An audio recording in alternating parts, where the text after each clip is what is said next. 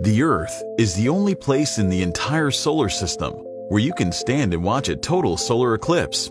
No, not just because the Earth is a rocky planet and you can stand on it, but also because of the following cosmic play of numbers.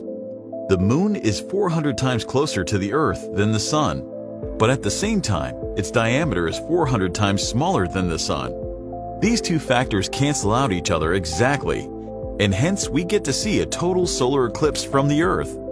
For many centuries, eclipses were viewed as bad omens that brought death and destruction.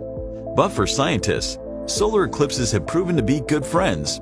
In this video, I'll tell you about 3 solar eclipses that proved to be a turning point in the history of science.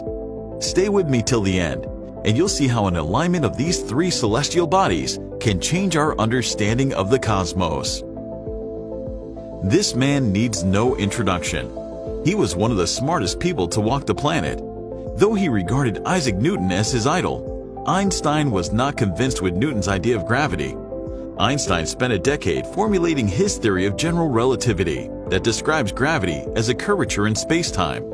It gave an unexpected twist to Newton's perception of gravity and was one of the most revolutionary works of the early 20th century.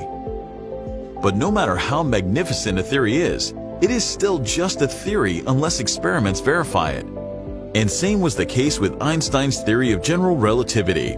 It needed experimental verification, which, 4 years later, came from a total solar eclipse. Confused? Stay with me.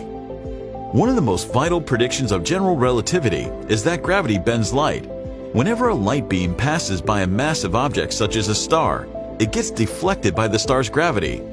The plan was very straightforward. It was to photograph the total solar eclipse and compare the position of the stars behind the Sun to that during the nighttime. If the measured angle of deflection matched the predicted one, Einstein would be correct.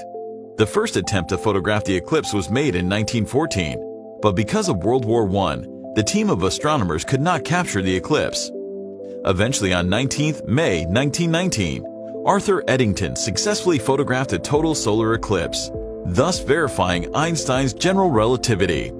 But this isn't the only remarkable breakthrough associated with a total solar eclipse. When the Moon covers the entire solar disk during an eclipse, a bright aura is seen around the Moon as shown. This aura baffled astronomers for many years.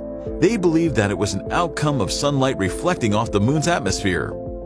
But we know that the Moon virtually has no atmosphere compared to the Earth or the Sun. So, what does this aura represent? After numerous observations, in 1734, a French-Italian astronomer named Maraldi figured out that the aura was actually a part of the Sun's atmosphere. Today, it is known as the corona and is the hottest region of the solar atmosphere. However, until the 1930s, we did not have proper instruments, and the corona could only be seen during a total solar eclipse. The Moon passing in front of the Sun blocked its glaring light, thereby making it safe to look at it. Astronomers observed the Sun's atmosphere with a spectroscope that separated white light into a spectrum of colors, just like a prism. But while making similar observations during a total solar eclipse in 1868, an astronomer saw an unknown yellow line in the spectrum. This line was later found to be produced by a new element, now known as helium. Hence, a solar eclipse led to the discovery of the second element of the periodic table. To end this video, I would like to quote Marie Curie, "Nothing in life is to be feared. It is only to be understood.